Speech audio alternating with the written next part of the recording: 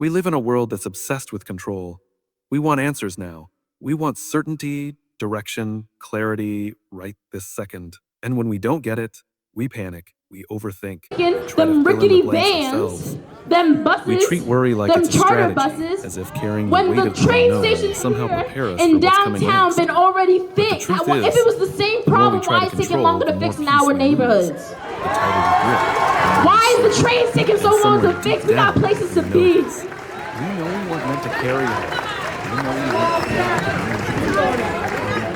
to You want to know what I gotta every say? detail. And yet, Jersey City is what so if peace isn't found diverse. in having everything figured out? So why What do if we strength treat doesn't come black from doing it people the all on way your we own? do? Oh, we need a What medic. if the very thing you're trying right so here. hard to control is the thing God is waiting for you to release? This isn't a message about giving up. It's a message about giving in to trust, to faith, to divine guidance, to the possibility that there's a better way, a freer way to live. So let's talk about it. Let's talk about how to stop worrying and what it actually looks like to let God lead. You know, it's funny how our minds work. We convince ourselves that if we worry hard enough, we'll somehow change the outcome. Worry that if we just stress about it long enough, obsess over every possible scenario, maybe we'll finally feel ready. But the truth is, worry doesn't prepare us, it paralyzes us. It gives us the illusion that we're doing something productive when all we're really doing is draining our energy and clouding our vision. Think about it. How many times have you replayed a situation over and over in your mind, trying to anticipate every possible way it could go wrong? Maybe you thought, if I can just plan for every disaster, maybe I can avoid pain. But worry isn't protection. It's distraction. It pulls your focus away from what's real and locks you into what-ifs that may never happen. And even if some of them do happen, you'll handle them with more clarity and grace when you're not already burned out from imagining them 100 times beforehand. Worry loves control. Feeds on your need to manage every detail of your life. It tells you that unless you grip tighter, things will fall apart. But control is a myth. You don't control the people around you. You don't control the timing. You don't control the timing. You don't control the outcome. And deep down, you know that. That's why worry is so exhausting, because it's you trying to hold together something that was never yours to hold in the first place. The worst part is, worry drowns out the very guidance we claim to be searching for. We say we want to hear from God. We say we want direction. But how can we hear a whisper when we're shouting fears in our own head? Worry is noise. It's static on the line. It blurs your ability to sense the quiet, steady direction that God is always offering. When you're in a place of peace, your vision sharpens. Your thinking clears. Your decisions carry weight, not because you've calculated every angle, but because you're rooted. You're centered. You're no longer acting out of fear. You're moving from trust. And there's a huge difference. Now, I'm not saying you should be careless. Wisdom and responsibility matter. Planning is healthy. Discernment is necessary. But there's a line between wise preparation and toxic worry, and many of us have crossed it so often we've forgotten where it is. Preparation invites God in. Worry pushes him out. One is rooted in trust, the other in fear. When you stop trying to control everything, you give space for something bigger to move, for divine clarity to step in, for your heart to breathe again. The pressure lifts, not because the situation has changed, but because you've changed the way you're holding it. Some of us are walking around with clenched fists, mentally, emotionally, even spiritually, white-knuckling our way through life as if holding tighter will fix anything. But healing doesn't happen in clenched fists. It happens in open hands. It happens when we finally say, I don't have all the answers. I can't fix this on my own. And that's okay. Here's the thing. Worry convinces us that we're being responsible, but it's actually fear wearing a mask. And when fear drives your decisions, you'll always play small. You'll always hesitate. You'll always second guess. But when you start letting God lead, when you truly believe that his plans are better than your panic, something shifts. You start to trust that even if the path doesn't make them perfect rickety sense to you, vans, it's still them safe. buses, It doesn't mean them you'll charter never face buses. uncertainty again. When the But train it does station's mean that here uncertainty in no longer has downtown to been own you. already fixed, It means you're if no it was the longer same reacting problem, from why is it chaos. taking longer to You're fix in our responding from neighborhoods? purpose. So maybe the question isn't, Why is the train what if taking it so is long to wrong? fix? We got places to be. Maybe the better question is, what if I let go? What if surrender? You want to know what I gotta is say? the very thing that unlocks the breakthrough Jersey you've been City You were never is so designed to carry it all. diverse. You were designed So to be led. why do we treat Let go of the black need to people control. the way we do? Let go of the need to Oh, control. we need a Let go medic. of the endless overthinking. Right here. And stop giving worry the steering wheel. Because the moment you stop worrying is the moment you start living. We live in a world obsessed with knowing what's next. We want step-by-step directions before we take a single step. We want the full picture, the guarantee, the detailed blueprint. And if we can't see how it all plays out from the beginning, we hesitate. We stall. We tell ourselves, once I understand how everything fits together, then I'll move. Then I'll trust. But that's not how faith works. Faith isn't about having all the details. It's not a GPS that tells you every turn in advance. It's more like a compass. It gives you the direction, not the destination. It says, go north. I'll show you more as you move.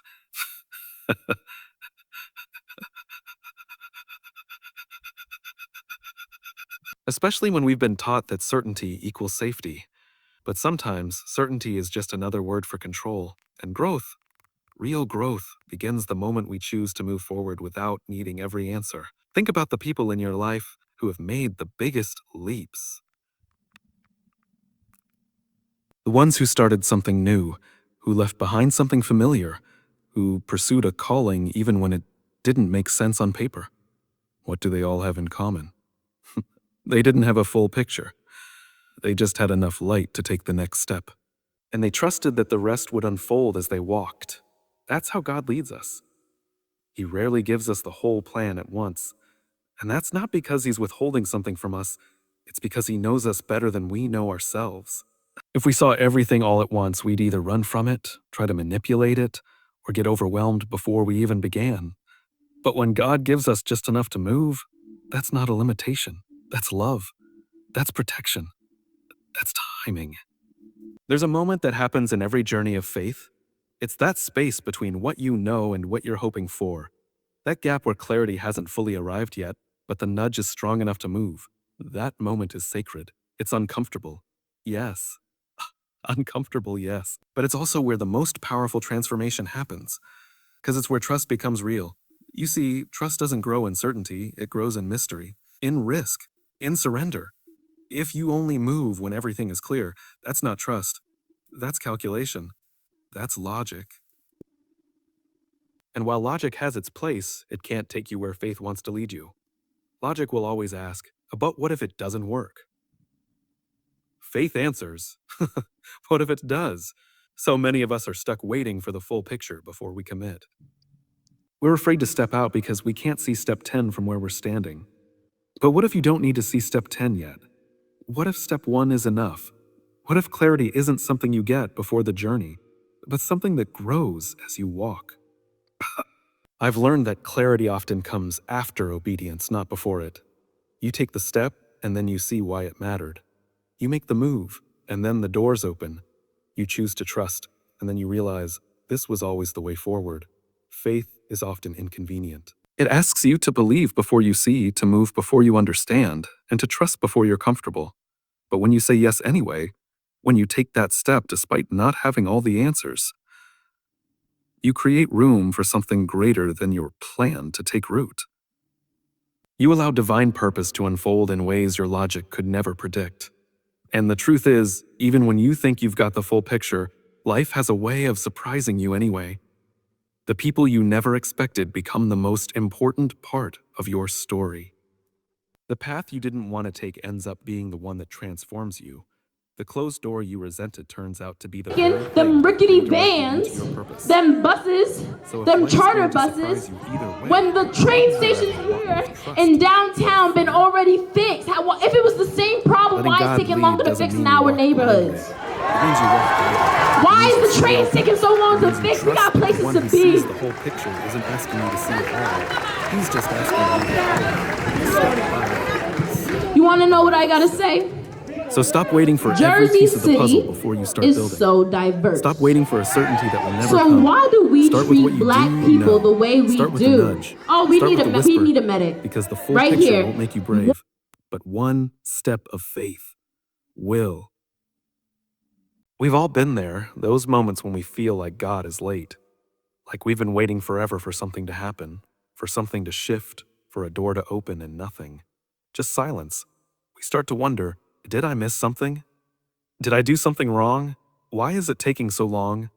Why is it taking so long? It's frustrating, even heartbreaking at times, because when you're doing your best to trust, when you're showing up every day with hope, and you still don't see progress, it starts to wear on you.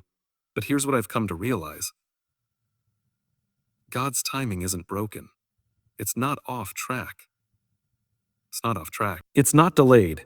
It's different. It's divine. And most of the time, that difference feels like delay only because we're comparing it to our own schedule, our own expectations of when things should happen. But God isn't working off your timeline. He's working off your timeline. He's working off your readiness. See, we want things fast. We live in a world where we get answers in milliseconds. Sometimes the delay is the development. Sometimes the silence is where the preparation is happening, not outside of you, but inside of you. Your character is being formed. Your resilience is being built. Your perspective is being shaped. And none of that can be rushed. There are things God is doing in the unseen that would never happen if He just gave you what you asked for the moment. You asked for it. We think we're waiting on God. But often, God is waiting on us, waiting on our hearts to mature, waiting on our hearts to mature, waiting on our ego to die down, waiting on us to stop measuring His faithfulness by how quickly He answers and start measuring it by how deeply He's working, even when we don't see it. And here's the part that really flips the script. Delays can actually be divine protection. Sometimes what feels like a not yet is really a not this. It's not punishment. It's not rejection. It's a reroute. It's grace in disguise. Because what if the very thing you thought you were ready for would have crushed you if it came too soon? We only see one angle of our life. God sees the entire landscape. He sees the timing of everything, not just your next step, but the ripple effect it will have on others. He's not just aligning the right opportunity, He's aligning you, the people around you, and the environment to sustain what He's about to give you. Whew. It's like planting a seed. You put it in the ground and nothing happens, at least not right away. But beneath the soil, something is breaking, something is growing, something is taking root. The surface may look still, but the foundation is being built. That seed doesn't need your panic. It needs patience. And so do you. When we don't trust the process, we rush it. And when we rush it, we compromise it. We force relationships that aren't meant to last. We accept jobs that drain our soul. We make choices out of fear instead of faith, because we just want it now. But anything built in a hurry often falls just as fast. And anything worth having is worth waiting for. And some of you are in a season right now where you feel forgotten. You've been praying, you've been faithful, you've been trying, and still, it's quiet. Let me tell you, just because it's quiet doesn't mean nothing's happening. God does some of His best work in silence, and He often speaks the loudest in the stillness. What if this delay isn't the end of your story, but the very part that makes the rest of the story meaningful? Oh, what if what you're calling a setback is actually a setup for something better? What if this season is where you learn what can't be taught, only lived? You are not behind. You are being aligned. And the moment you stop measuring your life by someone else's timeline is the moment you start living in peace. You can trust that what's meant for you is Them never in rickety competition vans, with them anyone else. buses, them charter buses. It will come, When not the early, train station not late, but right on in time. downtown So been breathe. already fixed. Stop trying to If it force was the open same doors that problem, aren't why yours. it's taking longer to fix in Stop our assuming delay neighborhoods? means denial. Let go of the Why rush. is the train Lean taking into so the long wait. to fix? We Because got when the places timing to is be. right, nothing can stop it. When it's not, nothing should. We don't usually associate surrender with strength. You want to know what In I fact, gotta we've been say? taught the opposite our whole lives. Jersey We're told to be City strong, to keep is pushing, so to keep diverse. pushing, to never let go. So why We do admire we the treat fighters, the black people the overachievers, way the we ones who do? grind their way Oh, through adversity. we need a medic. So the Right here. idea of surrender. It almost feels like failure, like giving up, like weakness. But it's not. Because there's a difference between giving up and letting go. Giving up is when you stop caring. Letting go is when you care so much that you finally realize it's not yours to control. That's what surrender is. It's not the absence of effort. It's the redirection of effort. It's not weakness. It's wisdom. It's saying, I've done all I can, and now I need something bigger than me to take over. And that's not a breakdown. That's breakthrough. The truth is, we're all carrying things we were never designed to carry. The pressure to perform, to be perfect, to hold it all together, to be everything for everyone.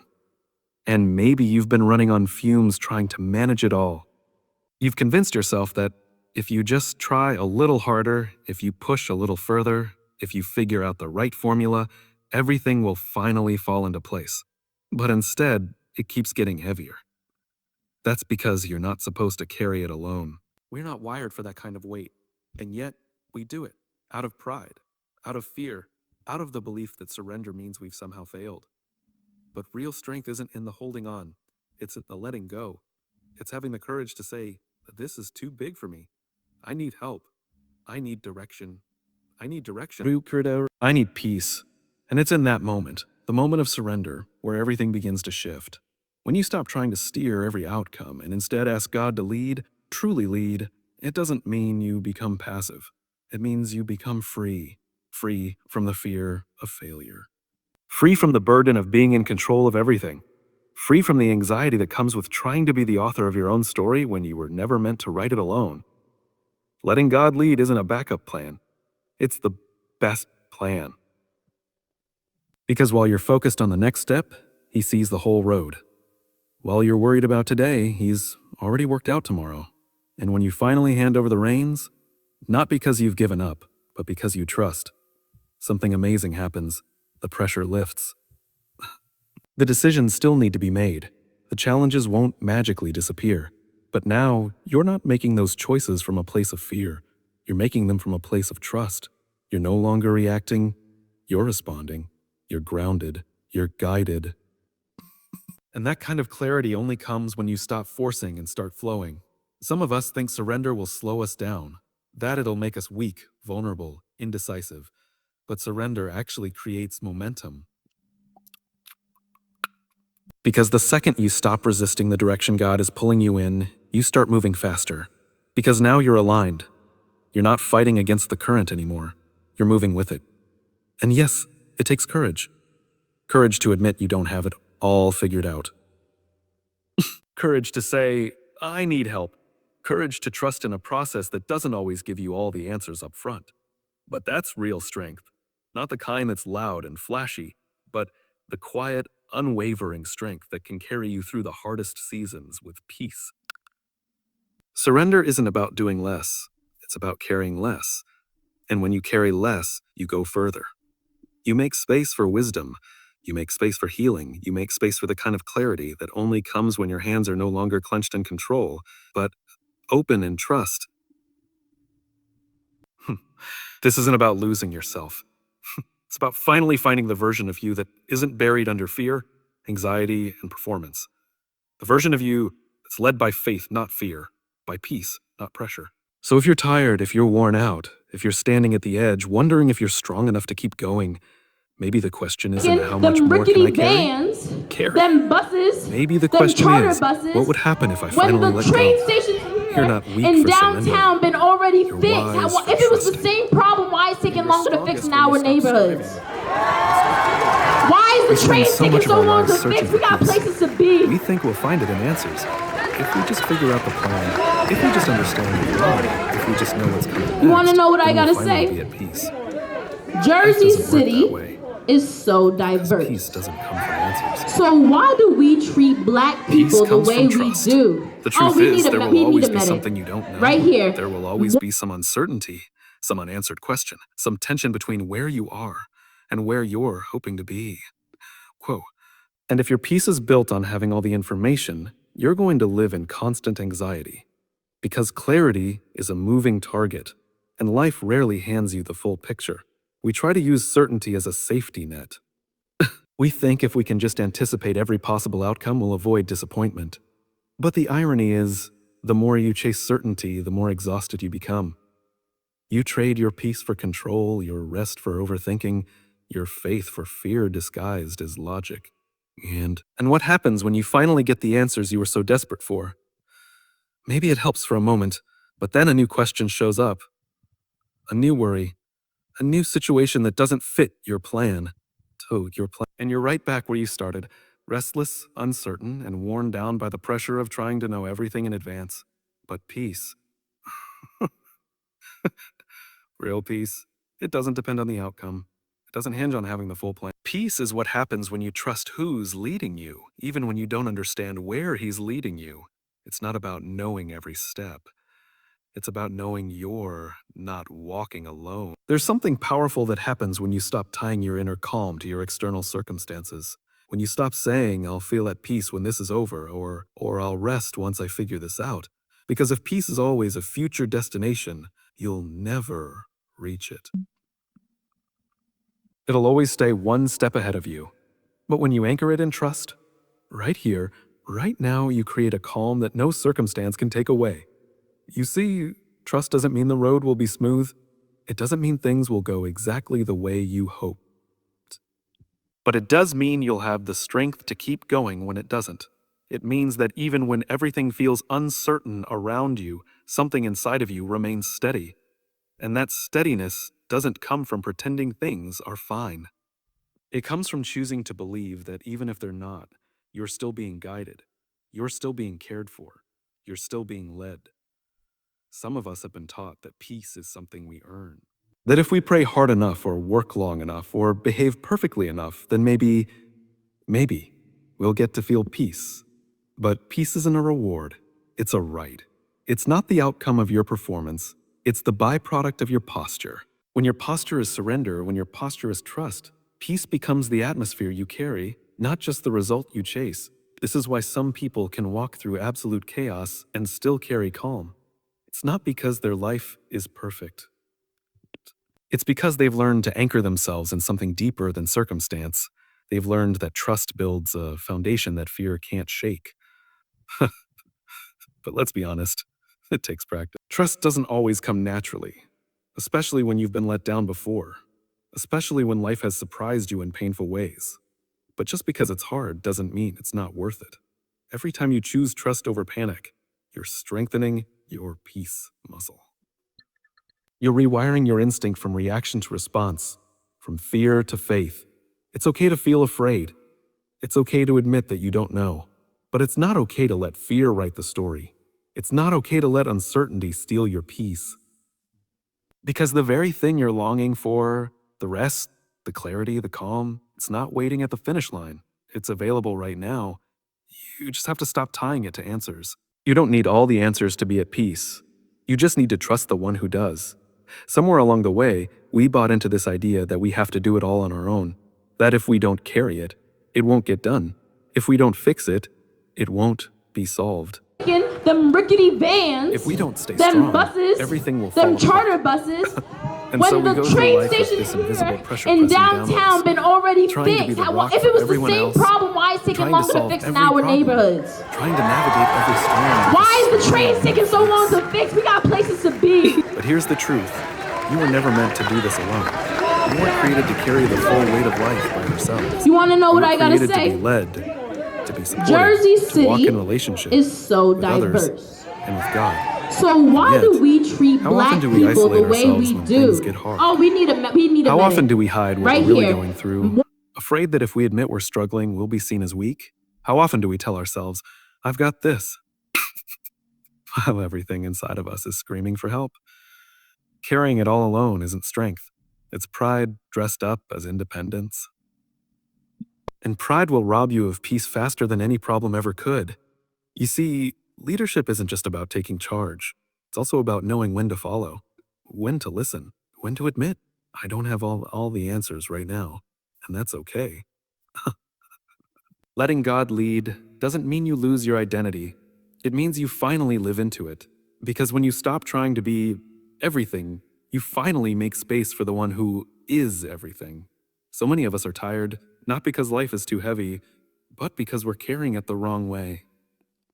We're carrying it without help, without surrender, without the guidance we were meant to rely on. And the burden becomes unbearable, not because it's impossible, but because it was never ours to bear alone in the first place. Think about a time in your life when you tried to muscle your way through something difficult, when you resisted help, ignored advice, and tried to outrun your fear through sheer willpower. How did that work out? Even if you made it through, chances are it left you drained. Maybe bitter, maybe even broken in ways you didn't realize until later. Now think about a time when you let go, when you leaned in, when you asked for help, or simply admitted you couldn't do it all. That moment didn't make you weaker, it made you real. It made you real. And it likely brought you closer to peace than any moment of overachievement ever could. We were built for dependence, not the kind that makes us helpless, but the kind that makes us human, and being human means being led, being covered, being supported by something greater than yourself. That doesn't mean you stop showing up. It doesn't mean you abandon responsibility or check out from your life. It means you stop trying to control every single piece of it. You stop wearing stress like a badge of honor. You stop defining your worth by how much pressure you can handle without cracking. When you let God lead, you're not giving up control, you're giving up chaos. You're saying, I want to move forward, but I don't want to move alone. And that's a bold choice. Because it means releasing your grip. It means trusting a pace you don't always understand. It means following a voice that doesn't always speak in the way you expect, but always leads exactly where you need to go. It's not always easy, especially when you're used to being the strong one. Lodu, a voice that doesn't always. Especially when your identity has been wrapped up in being the one who has it all together. But sometimes the strongest thing you can do is say, I need help, not because you're failing, but because you're failing, but because you're wise enough to know that your strength has a source, and it's not you. When you live like you're the only one responsible for everything, you live in fear. But when you live like you're led by something greater, you live in freedom. You walk lighter, you love deeper, you rest more fully. And people start to feel that. Feel that. They see the difference, not because your life is suddenly perfect, but because your spirit is no longer at war with itself. So maybe it's time to stop striving, to stop pretending what was never yours to carry alone. You were never meant to do this alone. Let him lead. Lead. And finally start to breathe. So here we are. Worry won't move you forward. Control won't give you peace. Answers won't guarantee clarity.